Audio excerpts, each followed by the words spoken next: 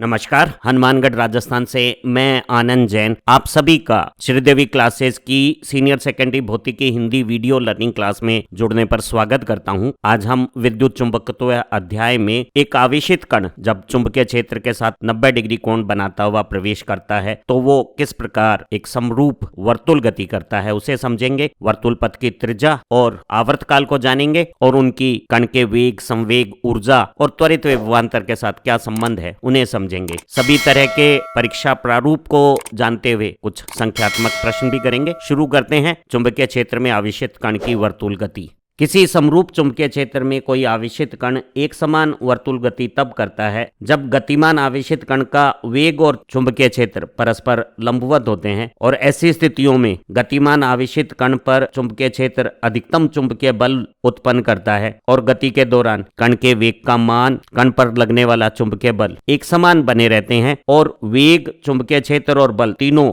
गति के दौरान वर्तुल पथ पे परस्पर लंबवत बने रहते हैं। जैसे यहाँ ये धनावेश Q आवेश V वेग से चित्रानुसार दिशा में जब गति करता है तो इस पृष्ठ में अभिलंब अंदर की तरफ कार्यरत चुंबकीय प्रेरण और वेग में 90 डिग्री का कोण बन जाता है, और ऐसी स्थिति में आवेशित गतिमान कण पर लगने वाला चुंबकीय बल की दिशा को हम फ्लेमिंग के बाएं हाथ के नियम से निकाल सकते हैं, और इस हेतु हमने बाएं हाथ का अंगूठा, तर्जनी और मध्यमा को परस्पर लंबवत कर लेना है और तर्जनी को कार्यरत चुंबकीय क्षेत्र की दिशा में इस पृष्ठ में अभिलंब अंदर की तरफ कर लिया गया है, और बाएं हाथ को कलाई, कोनी या कंधे से इस प्रकार घुमाना है कि मध्यमा धनावेश की गति की दिशा में आ जाए और बाएं हाथ का अंगूठा इस कण पे गति की दिशा के अभिलंब बाईं तरफ बल F को बताता है, और ये कण वामाव्रत घड़ी की विपरीत दिशा में एंटी क्लॉकवाइज मुड़ता हुआ वर्तुल पथ पर गति करने लगता है। इस गतिमान कण की वर्तुल पथ पर किसी भी स्थिति पे चुंबकीय क्षेत्र के साथ वेग अभिलंब बना रहता है और बल वेग से अभिलंब वर्तुल पथ के केंद्र की तरफ कार्यरत रहता है। जैसे कि इस दूसरे स्थान पर बल की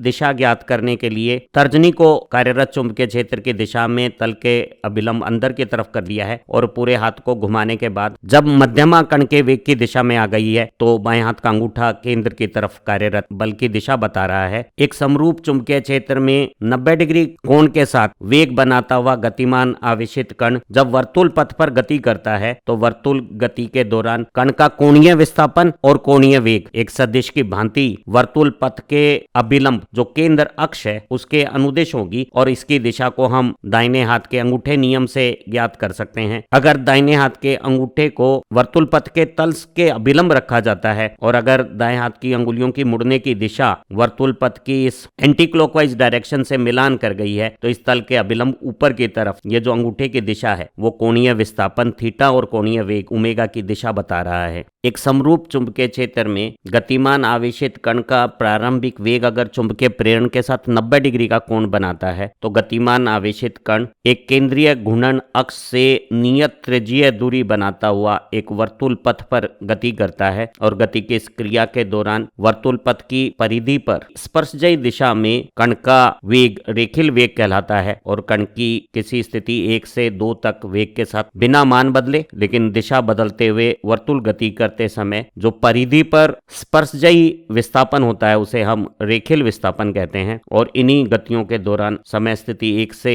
समय स्थिति 2 तक जब कण वर्तुल पथ पर गति करता है तो वो केंद्र अक्ष पर जो कोण बनाता है वो कोणीय विस्थापन कहलाता है, और समय के साथ कोणीय विस्थापन की दर को हम कोणीय वेग कहते हैं। हमें वर्तुल गति के दौरान रेखीय विस्थापन और रेखीय वेग का कोणीय विस्थापन और कोणीय वेग से संबंध ज्ञात करना है। हमें मालूम है कि किसी कोण की परिभाषा में कोण वर्तुल पथ पे चाप और त्रिज्या का अनुपात होता है, और चाप ही हमारी रेखीय विस्थापन है, तो हम कह सकते हैं कि कोणीय विस्थापन रेखीय विस्थापन में त्रिज्या का भाग देने से आएगा। इसे हम सदिश रूप में भी लिख सकते हैं और समझ सकते हैं कि वर्तुल पथ पर गति करते समय रेखीय विस्थापन कोणीय विस्थापन सदिश और त्रिज्या सदिश का सदिश गुणनफल से प्राप्त होता है। यहाँ एंटी क्लॉकवाइज वामावर्त गति करते हुए आवेशित कण के लिए कोणीय विस्थापन सदिश की दिशा घूर्णन अक्ष के अनुदिश घूर्णन तल के अभिलंब ऊपर की तरफ नीले तीर से दिखाई गई है, वहीं जो त्रिज्या सदिश है वो लाल तीर से दिखाया गया है। और ये जो तल है जिसपे कोणीय विस्थापन और त्रिज्या सदिश दोनों आए हैं, उस तल के अभिलंब सीधे हाथ के नियम के अनुसार अंगूठा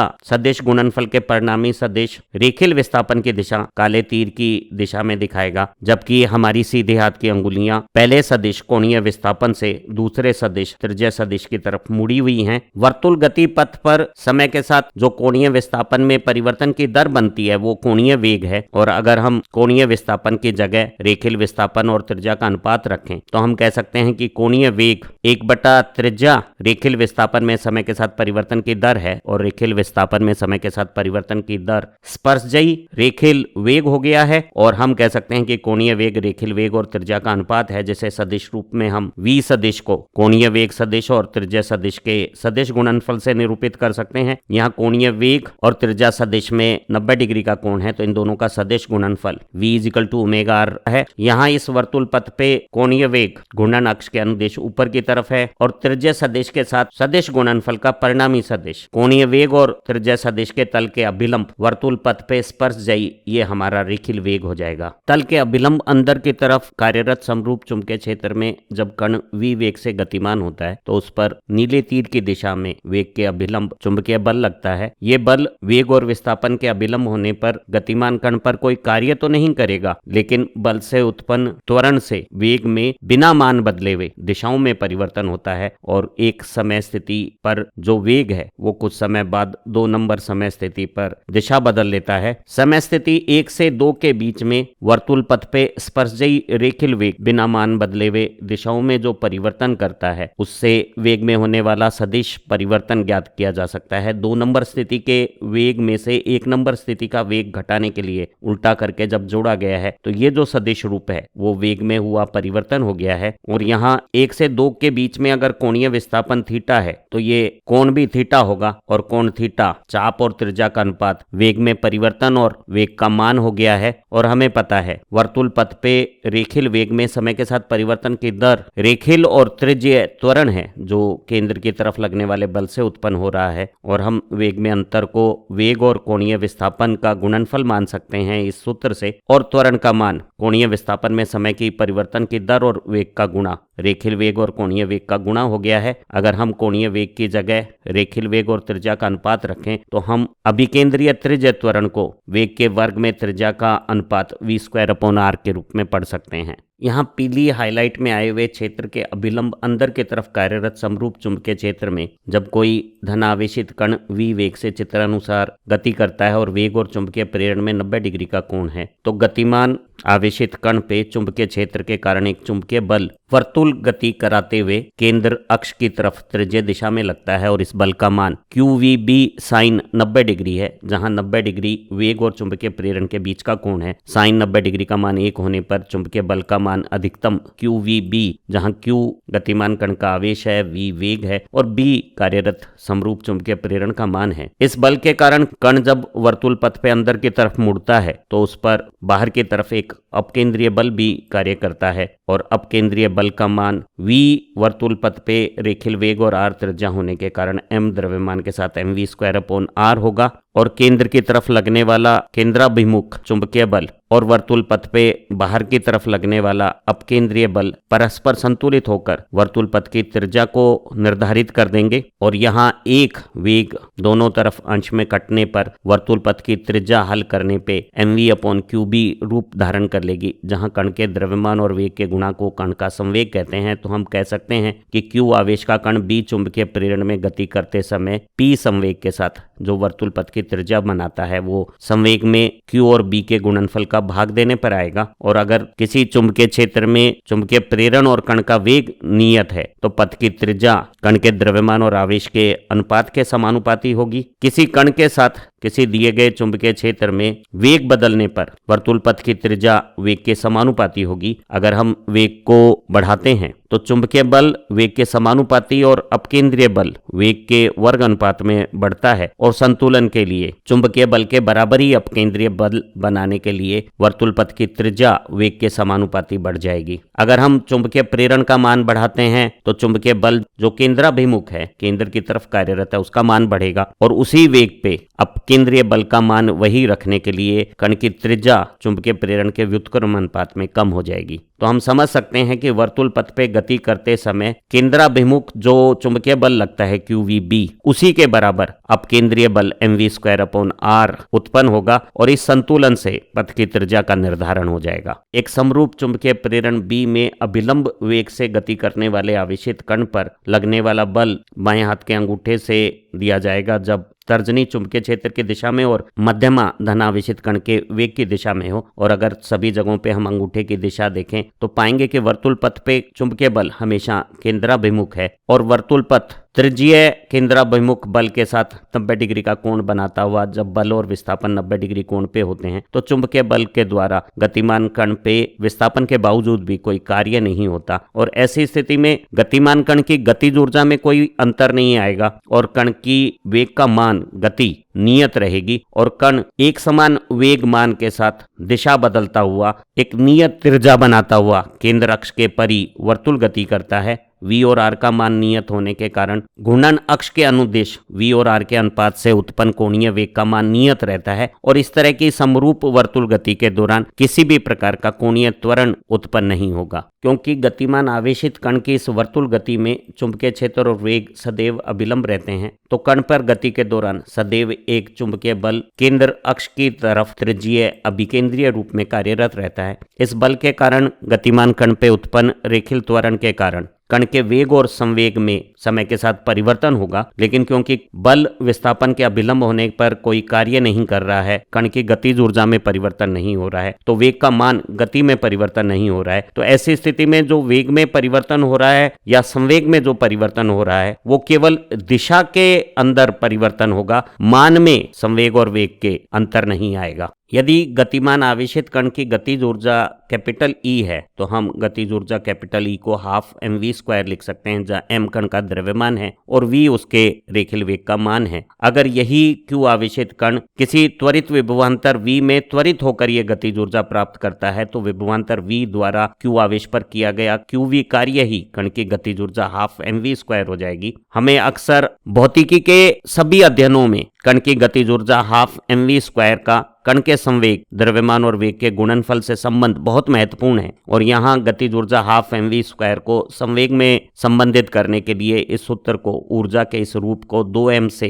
2 गुना द्रव्यमान से गुणा करके 2me अगर हम कैलकुलेट करें तो 2 हाफ से कट जाएगा और ये m²v² संवेग के वर्ग के बराबर हो जाएगा। तो कण का संवेग द्रव्यमान और वेग का गुणनफल वर्गमूल 2me रूप आ जाएगा और अगर कण की गतिज ऊर्जा q आवेश को v त्वरित विभवांतर में त्वरित करके प्राप्त हुई है तो हम संवेग को वर्गमूल 2mqv रूप में भी पढ़ सकते हैं जहां m और q कण के द्रव्यमान और आवेश हैं और v वो त्वरित विभवांतर है जिस पर त्वरित होकर कण ने गतिज ऊर्जा और संवेग पाया था। तो हम संवेग की जगह √2mqv रखते हैं। एक लंबवत चुंबकीय क्षेत्र में आवेशित कण की वर्तुल पथ पे त्रिज्या को हम mv/qb पढ़ते हैं। mv को हम संवेग pb लिख सकते हैं और त्रिज्या संवेग p में q और b के गुणनफल का भाग देने से आ सकती है और संवेग को अगर हम ऊर्जा के रूप में लिखना चाहें तो संवेग की जगह हम √2me लिखकर भी √2me में qb का भाग देके वर्तुल पथ की त्रिज्या निकाल सकते हैं। तो अगर हमें कण के वेग के साथ गणनाएं करनी है तो r का गणना रूप mv/qb हो जाएगा। अगर हमें यही गणना संवेग के साथ करनी है तो त्रिज्या संवेग में qb का भाग हो जाएगा और अगर कण की ऊर्जा के साथ हमें गणना करनी है तो वर्तुल पथ की त्रिज्या √2me/qb हो जाएगी। और अगर q आवेश के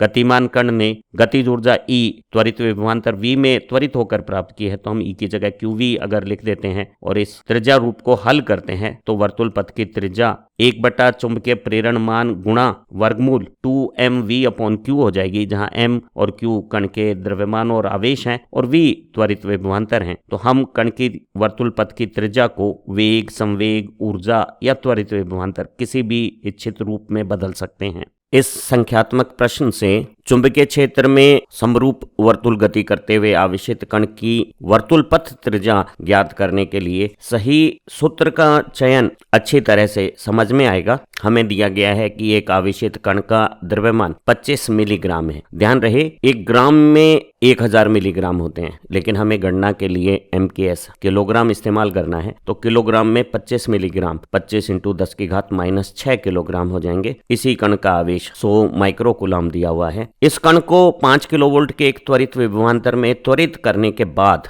जो उसने ऊर्जा और वेग पाया है, उस प्राप्ति के बाद एक समरूप अभिलंब 2 टेस्ला के चुंबकीय प्रेरण वाले चुंबकीय क्षेत्र में प्रवेश कराया जाता है। कण का प्रारंभिक वेग चुंबकीय प्रेरण के साथ 90 डिग्री का कोण बना रहा है, तो कण चुंबकीय क्षेत्र में एक वृत्ताकार पथ पर गति करेगा। हमें इस वृत्ताकार पथ की त्रिज्या ज्ञात करनी है। जब वेग और चुंबकीय प्रेरण परस्पर लंबवत होते हैं तो Q आवेश के कण पे लगने वाला बल अधिकतम QVB हो जाता है, और इस बल के साथ कण जब मुड़ता है एक केंद्र से परे अपकेंद्रीय mv²/r बल भी कार्यरत हो जाता है, और किसी एक वेग के संगत त्रिज्या स्थिति पे कण पे अभिकेंद्रीय चुंबकीय बल और अपकेंद्रीय mv²/r बल बराबर हो जाते हैं, और इस संतुलन से हमें त्रिज्या का मान mv/qb संवेग में आवेश और चुंबकीय प्रेरण के गुणनफल का भाग देने से आ जाती है। यहाँ हमें कण के वेग या संवेग को सीधे नहीं दिया गया है, बल्कि कहा गया है कि ये आवेशित कण 5 किलोवोल्ट के त्वरित विभवांतर से त्वरित होकर गतिज ऊर्जा पाता है। तो हम संवेग m और v के गुणनफल को ऊर्जा के रूप में वर्गमूल 2me रूप दे सकते हैं, और गतिज ऊर्जा की जगह हम अगर त्वरित विभवांतर और आवेश का गुणा रखते हैं और यहाँ वर्गमूल का Q इस Q के साथ हल करने पर B तो बाहर रह गया है वर्गमूल से, और शेष राशियां त्वरित विभवांतर ऊपर और आवेश Q नीचे वर्गमूल में 2mv/q आ गया है। अब इस प्रश्न में चुंबकीय प्रेरण का मान 2 टेस्ला दिया हुआ है। कण का द्रव्यमान 25 मिलीग्राम को किलोग्राम में 25 × 10⁻⁶ किलोग्राम लिख दिया गया है। त्वरित विभवांतर 5 किलोवोल्ट और आवेश 100 माइक्रोकूलम को रख दिया गया है। अब इस संख्यात्मक प्रश्न में 5 का 2 से गुणा 10⁻³ के साथ 10⁻4 हो गया, और वो 10⁻⁻6 के साथ ऊपर घात 10⁻⁻2 रह गया है, और नीचे ये 100 और 10⁻⁻6 10⁻⁻4 रह गया है। 10⁻4 ऊपर जाके 10⁻2 को 10⁻+2 बना देगी। वर्गमूल लेने पे 25 का वर्गमूल 5 और 100 का वर्गमूल 10, ये वर्गमूल 50 में 2 का भाग देंगे, तो वर्तुल पथ की चाही गई त्रिज्या 25 मीटर ज्ञात हो जाएगी। ये प्रचलित पाठ्य पुस्तक प्रश्न प्रारूप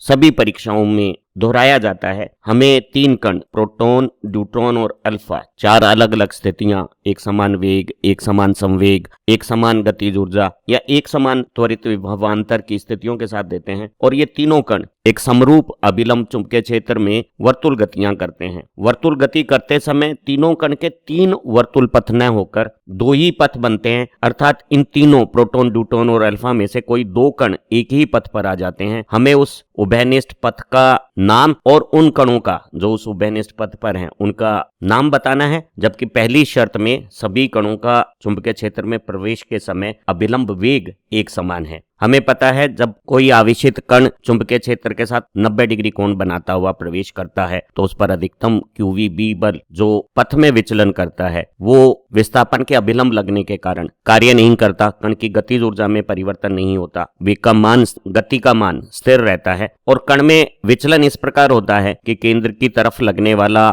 चुंबकीय बल QVB और केंद्र से परे लगने वाला अपकेंद्रीय बल mv²r में संतुलन हो जाता है, और पथ की त्रिज्या कण के संवेग, कण के द्रव्यमान और वेग के गुणनफल में आवेशमान और चुंबकीय प्रेरण का भाग देने पर जो अनुपात आता है उसके बराबर हो जाती है। क्योंकि तीनों कण प्रोटॉन, न्यूट्रॉन और अल्फा एक समान चुंबकीय क्षेत्र में एक समान वेग के साथ प्रवेश किए हैं, V और B तीनों कणों के लिए नियत है, तो हम कह सकते हैं कि पथ की त्रिज्या कण के द्रव्यमान और आवेश के अनुपात के समानुपाती होगी। और यहाँ तीनों कण प्रोटॉन, न्यूट्रॉन और अल्फा की वर्तुल पथ त्रिज्याओं का अनुपात द्रव्यमान और आवेश के अनुपात के अनुसार देखें तो प्रोटॉन में 1 इकाई प्रोटोनिक द्रव्यमान है, न्यूट्रॉन में 1 प्रोटॉन और न्यूट्रॉन का 2 इकाई द्रव्यमान है, और अल्फा में 2 प्रोटॉन और 2 न्यूट्रॉन 4 AMU द्रव्यमान हो गया है। वहीं प्रोटॉन में केवल 1 प्रोटॉन का और न्यूट्रॉन में भी 1 ही प्रोटॉन का आवेश 1 इकाई है, जबकि अल्फा में 2 प्रोटॉन का 2 इकाई आवेश है। और अगर हम द्रव्यमान और आवेश के अनुपातों को देखें तो वो 1:2:2 हो गए हैं, जो बता रहा है कि न्यूट्रॉन और अल्फा एक समान त्रिज्या प्रोटॉन से दुगनी त्रिज्या के पथ पे गति करेंगे। तो बड़ी त्रिज्या का ये जो 1 नंबर काला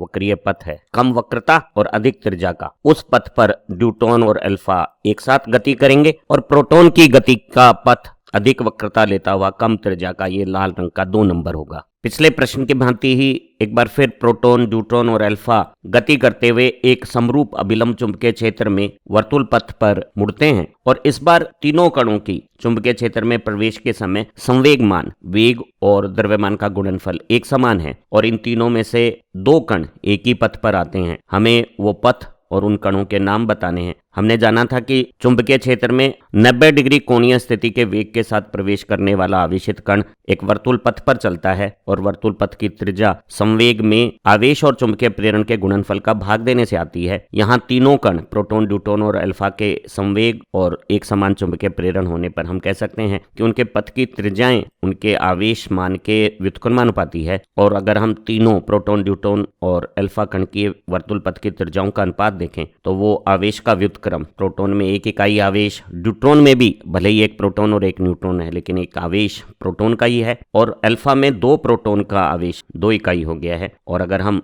2 को एलसीएम ले लेते हैं तो ये अनुपात 2:2:1 बता रहा है कि प्रोटॉन और न्यूट्रॉन दोनों की त्रिज्या एक समान है और वो अल्फा से 2 गुनी है। अधिक आवेश वाला अल्फा कण एक समान संवेग की स्थितियों में कम त्रिज्या के पथ 2 नंबर पर चलेगा और प्रोटॉन और न्यूट्रॉन दोनों एक ही पथ जो ज्यादा त्रिज्या का और कम वक्रता कर्वेचर का है उसका अनुसरण करेंगे। एक बार फिर तीनों कण प्रोटॉन, न्यूट्रॉन और अल्फा एक समरूप अभिलंब चुंबकीय क्षेत्र में प्रवेश करके वर्तुल गति करते हैं, लेकिन इस बार तीनों कणों की गतिज ऊर्जा E एक समान है। इन 3 कणों के केवल 2 ही पथ बनते हैं, अर्थात 2 कण एक ही पथ पर है। हमें उस पथ और कणों के नाम बताने हैं। तो यहाँ चित्रानुसार चुंबकीय क्षेत्र तल के अभिलंब बाहर हमारी तरफ है और आवेशित कणों पर बल की दिशा ज्ञात करने के लिए फ्लेमिंग के बाएं हाथ का नियम का इस्तेमाल करते हुए अंगूठा, तर्जनी और मध्यमा को परस्पर लंबवत चित्रानुसार कर लिया गया है। और सबसे पहले तर्जनी को चुंबकीय क्षेत्र की दिशा में तल के अभिलंब बाहर की तरफ कर लिया गया है। अब पूरे हाथ को कलाई, कोहनी या कंधे से इस तरह से घुमाना है कि मध्यमा धनावेश की गति के अनुरूप आ जाए और यहाँ सभी कण प्रवेश के समय ऊपर की तरफ जा रहे हैं और जब मध्यमा ऊपर की दिशा में आ गई है तो ये जो अंगूठे की दिशा है वो दाईं तरफ बल लगाकर कणों को विक्षेपित कर देगी और जब कण विक्षेपित हो जाएंगे तो कण की वक्रता अब केंद्रीय बल और केंद्रीय बल के संतुलन से निर्धारित हो जाएगी और कण बिना वेग का मान बदले हुए दिशा जब बदलेगा तो बल लगातार मध्यमा को अगर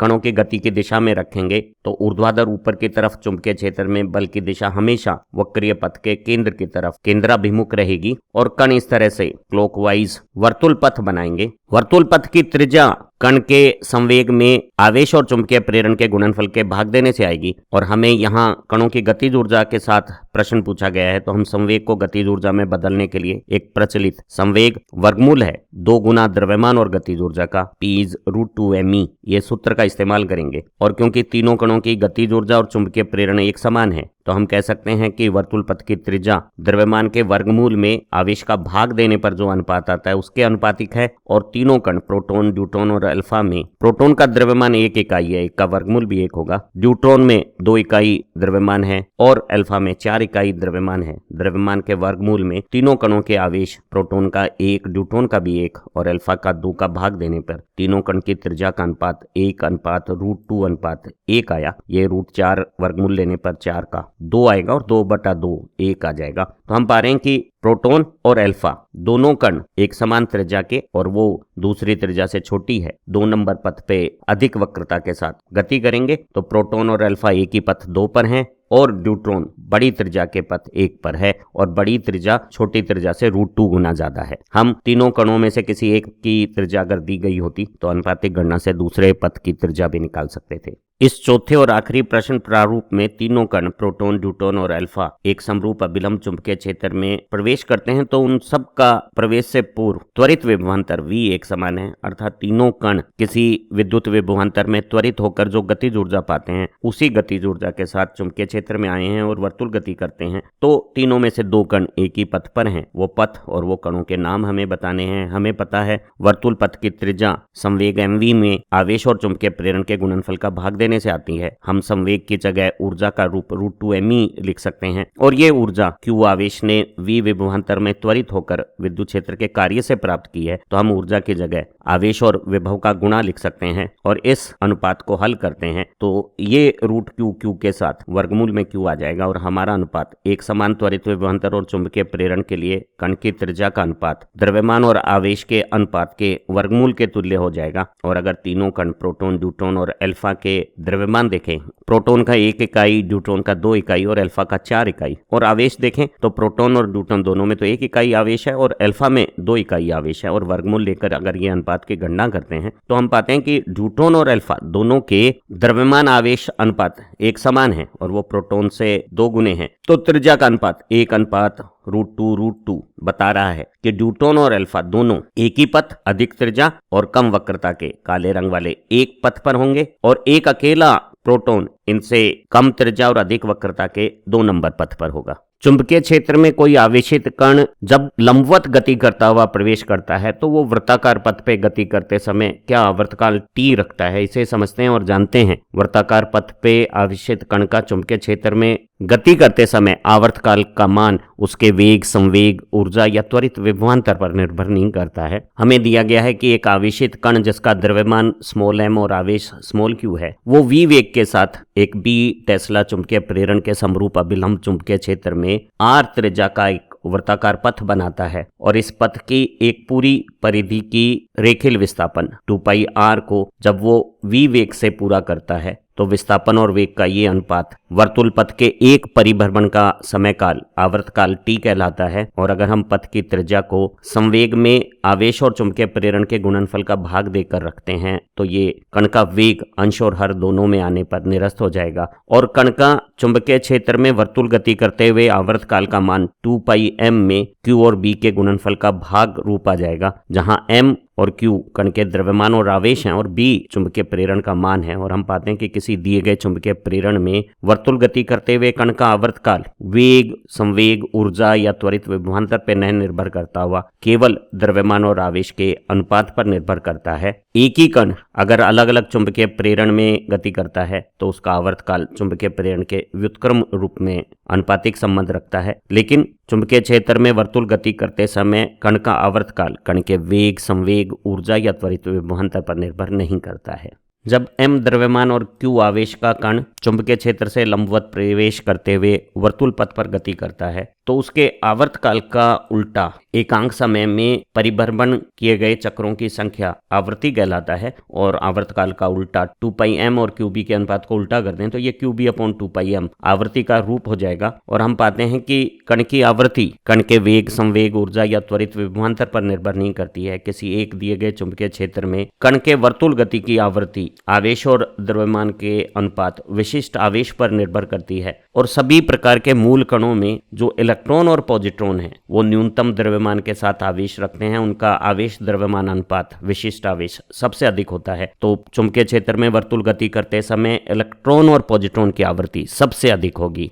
और इन्हीं कणों का वृत्तीय गति करते समय आवर्तकाल सबसे कम होगा। न्यूट्रॉन जिसमें 1 प्रोटॉन 1 न्यूट्रॉन है और अल्फा का नाभिक जिसमें 2 प्रोटॉन 2 न्यूट्रॉन है, उन दोनों का विशिष्ट आवेश द्रव्यमान अनुपात एक समान है। तो चुंबकीय क्षेत्र में वर्तुल गति करते हुए उनके आवर्तकाल या आवृत्तियों के मान एक समान रहेंगे। तो हमने पाया कि चुंबकीय क्षेत्र में वर्तुल गति करते हुए कण का आवर्तकाल परिधि में वेग का भाग देने से आता है और क्योंकि पथ की त्रिज्या वेग के समानुपाती है तो ये अनुपात आवर्तकाल कण के वेग, संवेग, ऊर्जा या त्वरित विभवांतर पर निर्भर नहीं करता है। ये 2πm और qb रूप बता रहा है कि वर्तुल गति करते हुए कण का आवर्तकाल कण के द्रव्यमान, आवेश और चुंबकीय प्रेरण के मान पर निर्भर करेगा, वो वेग, संवेग, ऊर्जा या त्वरित विभवांतर पर निर्भर नहीं करेगा। और आवर्तकाल का उल्टा व्युत्क्रम फ्रीक्वेंसी भी qb/2πm कण के वेग, संवेग या ऊर्जा पर निर्भर नहीं करती है। ये केवल कण के आवेश, द्रव्यमान और चुंबकीय प्रेरण पर निर्भर करेगी। अगर कोई कण अधिक वेग से वर्तुल पथ पर गति कर रहा है तो उसके पथ की त्रिज्या वेग के समानुपाती भी अधिक हो जाएगी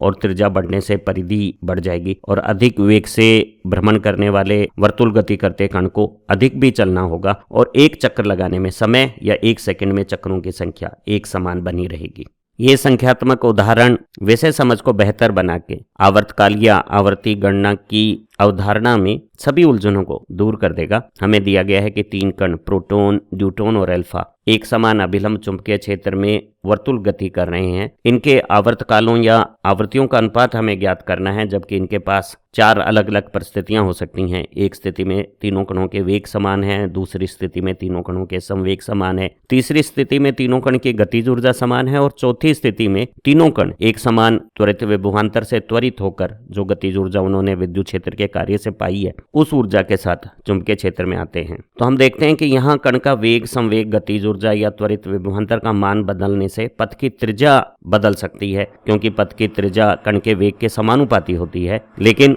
पथ की त्रिज्या के समानुपाती पथ की परिधि और वेग जब एक ही अनुपात में बढ़ेंगे तो परिधि और वेग का अनुपात आवर्तकाल, अगर हम आर की जगह mv/q भी रखते हैं, v कट जाता है, तो पाते हैं कि कण का आवर्तकाल कण के द्रव्यमान आवेश मान पर तो निर्भर करता है, चुंबकीय प्रेरण पर भी निर्भर करता है, लेकिन वो कण के वेग, संवेग, गतिज ऊर्जा या त्वरित विभवांतर पर निर्भर नहीं करता है। एक कण का आवर्तकाल द्रव्यमान और आवेश के अनुपात के समानुपाती है और आवर्ती इसका उल्टा आवेश और द्रव्यमान अनुपात के समानुपाती है। अगर हमारे 3 कण प्रोटॉन, न्यूट्रॉन और अल्फा हैं तो उनके आवर्तकालों का अनुपात हो गया है द्रव्यमान और आवेश का अनुपात। प्रोटॉन का द्रव्यमान 1 इकाई, न्यूट्रॉन में 1 प्रोटॉन न्यूट्रॉन 2 इकाई द्रव्यमान और अल्फा में 2 प्रोटॉन 2 न्यूट्रॉन 4 इकाई द्रव्यमान। और इन तीनों कणों का अगर आवेश देखें तो प्रोटॉन और न्यूट्रॉन में 1-1 इकाई आवेश है और अल्फा में 2 प्रोटॉन का आवेश है। और अगर इसे हल करते हैं तो हम पाते हैं कि तीनों कणों के आवर्तकाल का अनुपात 1:2:2 हो गया है। और हमें मालूम है कि न्यूट्रॉन और अल्फा दोनों के